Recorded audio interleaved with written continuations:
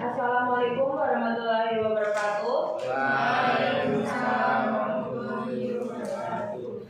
Pertama-tama, marilah kita panjatkan puja dan puji syukur atas kehadiran Allah Subhanahu wa Ta'ala yang telah melimpahkan rahmat dan hidayah kepada kita semua. Yang saya hormati Bapak Dr. Andos Eko Suroso MPD, yang saya cintai teman-teman yang hadir pada hari ini. Sebelumnya, perkenalkan kami dari kelompok 5 yang beranggotakan saya, Nofrin Amin Maksani, NIM akhir 17 sebagai moderator, lalu Sevia Rista Wulandari, NIM akhir 15 sebagai presenter, dan Natasha Aulia, NIM akhir 10 sebagai sekretaris.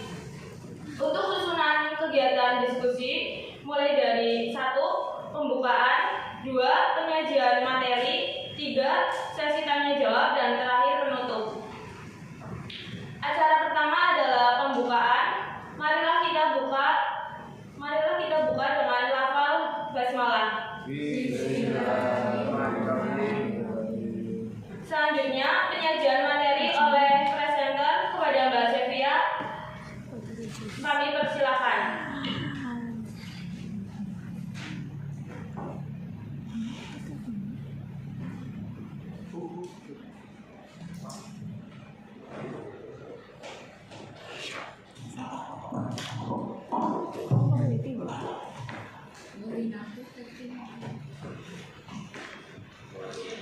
Assalamualaikum warahmatullahi wabarakatuh. Saya Sevia Rista Wulandari NIM akhir 15 akan mempresentasikan hasil pekerjaan saya mengenai penilaian proses hasil belajar bahasa Indonesia.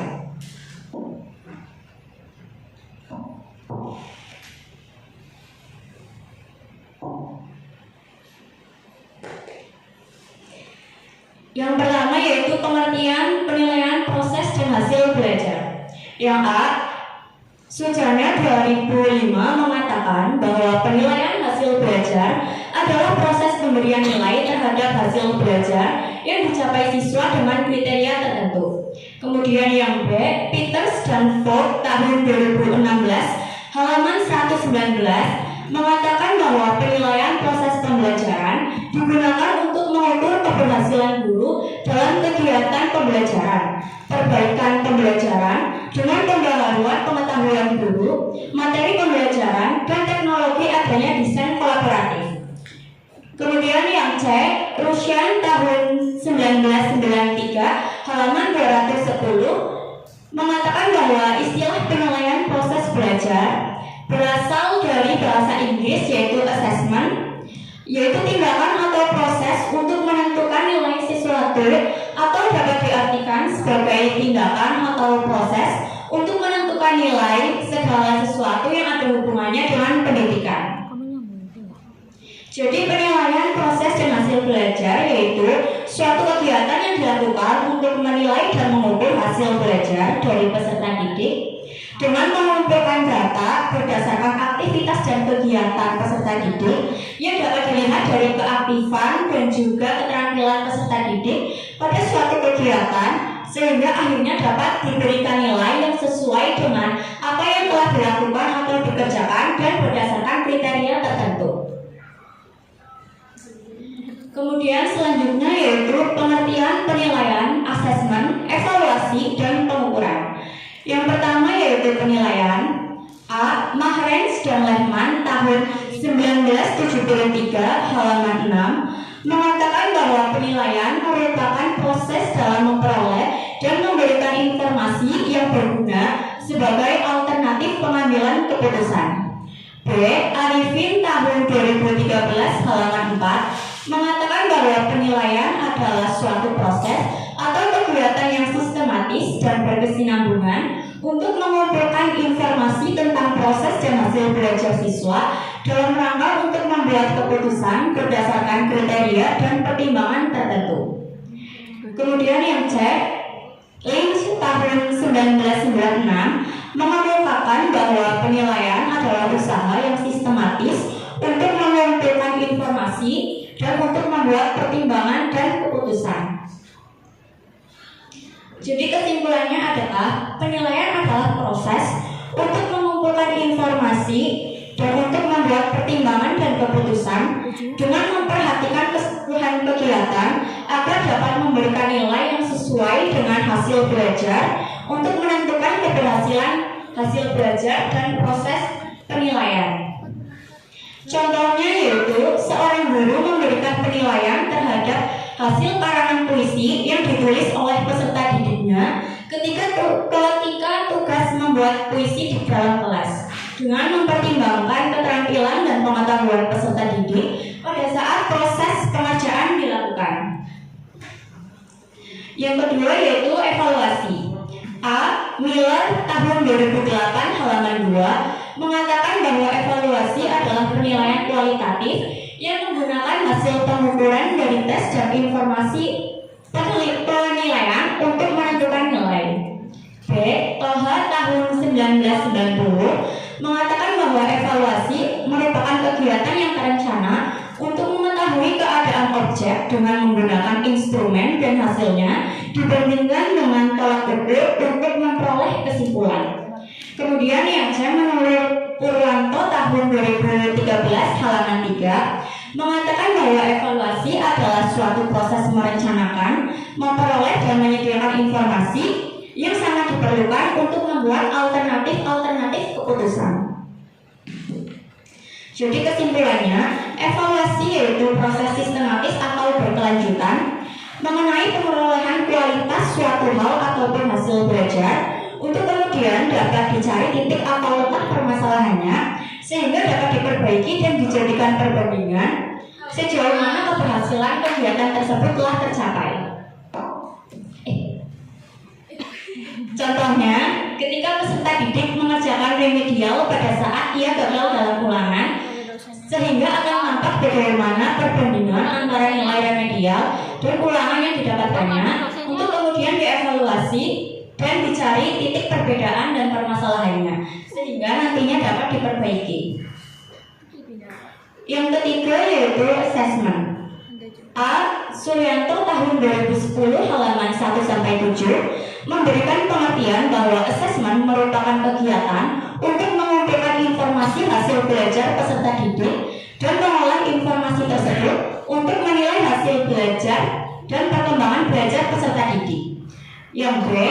Wiggins tahun 1984 menyatakan bahwa assessment merupakan sarana yang secara kronologis membantu guru dalam memonitor siswa. Kemudian yang C. Marsono tahun 1994 menyatakan bahwa dalam mengungkap penguasaan konsep siswa, asesmen tidak hanya mengungkap konsep yang telah dicapai, akan tetapi juga tentang proses perkembangan, bagaimana suatu konsep tersebut diperoleh. Kesimpulannya yaitu assessment merupakan proses yang dilakukan untuk mengetahui apakah suatu kegiatan yang telah dilakukan atau diterapkan dapat berjalan dengan baik dan lancar sesuai dengan target yang diinginkan dan direncanakan. Juga untuk mengetahui di mana letak kekurangannya sehingga nantinya dapat diperbaiki dan dicari penyelesaiannya. Contohnya yaitu diberlakukannya kurikulum Merdeka Belajar di sekolah oleh pemerintah.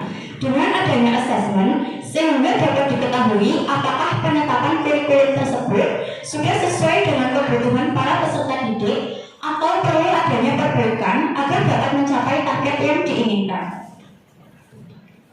Yang keempat yaitu pengukuran.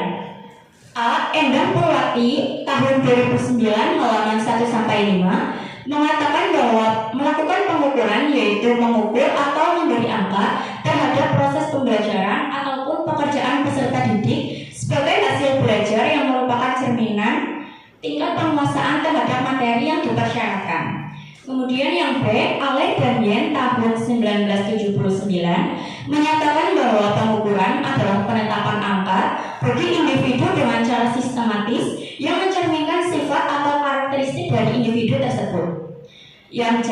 Ratnabulan tahun 2006 menyimpulkan bahwa pengukuran adalah kegiatan yang dilakukan dalam proses pembelajaran. Diperlukan untuk menentukan fakta kuantitatif yang disesuaikan dengan kriteria-kriteria tertentu sesuai dengan objek yang akan diukur. Kesimpulannya, dilakukan untuk mengukur tingkat keberhasilan atau sebagai penentuan terhadap suatu kegiatan apakah kegiatan tersebut sudah sesuai dengan standar yang telah ditetapkan ataukah sebaliknya, sehingga nantinya dapat dilakukan perbaikan agar dapat sesuai dengan target. Contohnya yaitu ketika seorang guru memberikan soal tertulis yang berbentuk kuis kepada peserta didik, kemudian guru dapat memberikan nilai sesuai dengan hasil tes individu tersebut. Hal itu dapat mengukur berapa banyak peserta didik yang sudah menguasai materi dengan peserta didik yang belum menguasai materi, sehingga dapat dicari di mana titik permasalahan mereka mengenai materi yang disampaikan. Selanjutnya yaitu hal yang perlu dibahas dalam penilaian proses dan hasil belajar. Yang pertama, menentukan tujuan pembelajaran. Jadi sebelum melakukan penilaian terhadap proses dan hasil belajar, haruslah diketahui tujuan dari pembelajaran untuk dijadikan bahan acuan. Apakah nanti tujuan pembelajaran tersebut dapat tercapai ataukah tidak, dilihat dari hasil akhir yang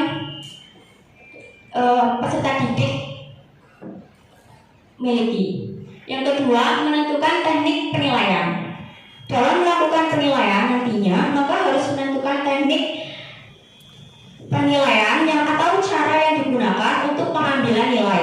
Contohnya yaitu dapat dilakukan dengan tes, kuis, observasi, wawancara, atau sebagainya.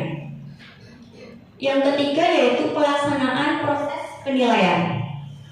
Sebelum melakukan pelaksanaan proses penilaian, maka sebelumnya guru harus dapat menentukan waktu dan juga membuat perencanaan yang akan memudahkan guru untuk melakukan penilaian, baik dari aspek pengetahuan, keterampilan, dan juga sikap. Kemudian yang keempat, menentukan standar atau pengukuran hasil belajar.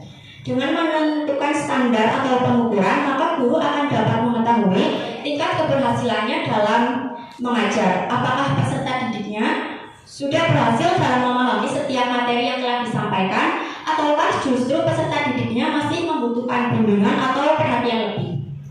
Yang kelima, menyesuaikan pembelajaran. Setelah melakukan penilaian proses dan hasil belajar, maka guru dapat mencarikan solusi yang tepat untuk pembelajaran ke depannya. Contohnya yaitu dengan memilih metode pembelajaran yang tepat sesuai dengan kebutuhan peserta didik. Yang keenam, pemanfaatan atau perbaikan. Hasil penilaian bermanfaat sebagai tolak ukur bagi guru dalam upaya mengetahui tingkat keterlaksanaan dan pencapaian pembelajaran.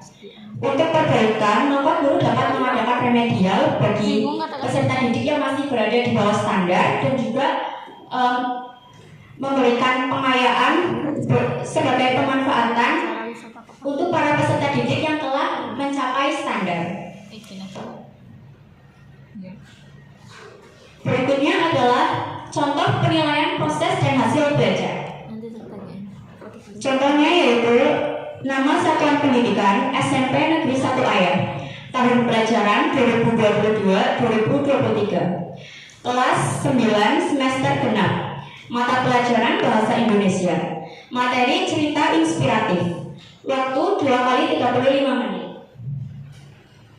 Seorang guru menggunakan metode audiovisual dalam pembelajaran. Guru tersebut menayangkan sebuah video tentang cerita inspiratif di layar proyektor yang ada di kelas. Kemudian guru meminta peserta didiknya untuk mengamati dan menyimak video tersebut. Setelah itu, guru memberi tugas para peserta didik untuk menganalisis ungkapan empati, simpati, dan kepedulian yang ada di dalam video serta menyimpulkan dan mengungkapkan perasaan pribadi peserta didik setelah menyimak video tersebut. Kemudian selanjutnya adalah rubrik penilaian. Pada kolom pertama, peserta didik mampu menganalisis ungkapan simpati dalam video, skor 5. Peserta didik kurang mampu menganalisis ungkapan simpati dalam video, skor 3. Peserta didik tidak mampu menganalisis ungkapan simpati dalam video, skor 1. Kemudian kolom kedua, peserta didik mampu menganalisis ungkapan empati dalam video, skor 5. Peserta didik kurang menganalisis ungkapan empati dalam video, skor 3. Peserta didik tidak mampu menganalisis ungkapan empati dalam video, skor 1. Kemudian pada kolom yang ketiga, peserta didik mampu menganalisis ungkapan kepedulian dalam video, skor 5. Peserta didik kurang mampu menganalisis ungkapan kepedulian dalam video, skor 3. Dan peserta didik tidak mampu menganalisis ungkapan kepedulian dalam video, skor 1. Kemudian pada kolom yang terakhir, peserta didik mampu menyimpulkan perasaan pribadi, skor 5. Peserta didik kurang mampu menyimpulkan perasaan pribadi, skor 3. Dan peserta didik tidak mampu menyimpulkan perasaan pribadi, skor 1. Kemudian untuk menentukan nilai akhir yaitu skor yang diperoleh dikalikan 100 kemudian dibagi skor maksimal.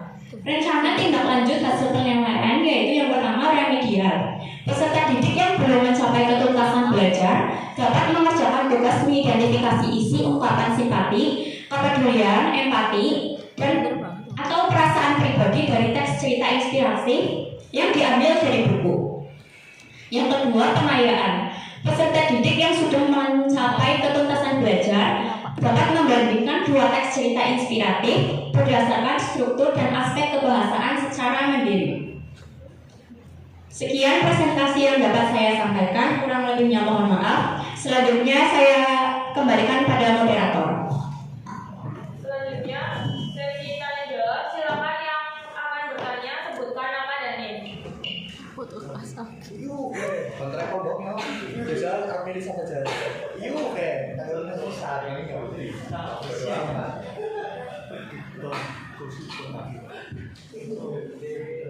Yuk, bisa pilih apa? Untuk Mbak Alia di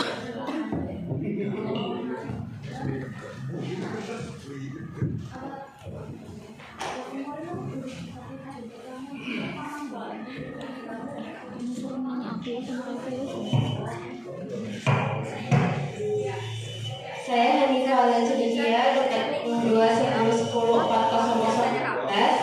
Izin bertanya kepada Mbak Cynthia pada bagian asesmen. Pertanyaannya, metode apa saja yang digunakan dalam proses asesmen? Terima kasih.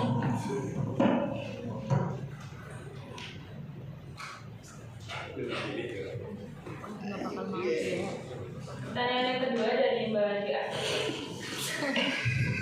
Kata siapa? Kata siapa nggak mau. Perkenalkan, nama saya Sudah Suti dengan tinggal di 29. Saya ingin bertanya, bagaimana jika seorang pendidik tidak melakukan evaluasi dalam proses pembelajaran? Terima kasih. Enggak, punya buku nggak? Oh, nggak ada tulisannya.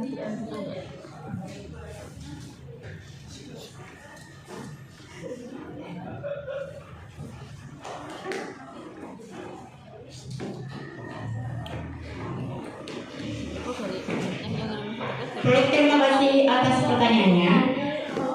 Selanjutnya saya akan menjawab pertanyaan dari Mbak Alia. Model apa saja yang digunakan dalam proses assessment? Jadi berdasarkan fungsinya, assessment terdiri dari 3 jenis, yaitu yang pertama assessment sebagai proses pembelajaran atau assessment as learning. Assessment ini bertujuan untuk merefleksi proses pembelajaran dan berfungsi sebagai assessment formatif. Aku yang satu mana? Peserta didik sebaiknya dilibatkan secara aktif dalam asesmen ini. Kemudian yang kedua yaitu asesmen untuk proses pembelajaran atau asesmen for learning. Asesmen ini bertujuan untuk memperbaiki proses pembelajaran. Asesmen for learning dapat dilakukan dalam format penilaian formatif sekaligus penilaian sumatif. Kemudian yang ketiga, asesmen pada akhir proses pembelajaran atau assessment of learning. Assessment of learning berfungsi sebagai alat ukur pencapaian hasil belajar melalui nilai capaian menjadi umpan balik untuk merancang atau perbaikan proses pembelajaran sekaligus melihat kekuatan dan kelemahan belajar peserta didik. Kemudian saya akan menjawab pertanyaan dari Mbak Dwi Astuti, bagaimana jika seorang pendidik tidak melakukan evaluasi dalam proses pembelajaran? Jadi evaluasi pembelajaran sangat penting dilakukan untuk mengetahui efektif atau tidaknya suatu sistem pembelajaran yang ditetapkan oleh tenaga pendidik. Karena bila seorang pendidik tidak melakukan evaluasi, sama saja tenaga pendidik tersebut tidak memiliki perkembangan dalam merancang sistem pembelajaran. Bagaimana Mbak Dwi dan Mbak Alia, apakah bisa diterima?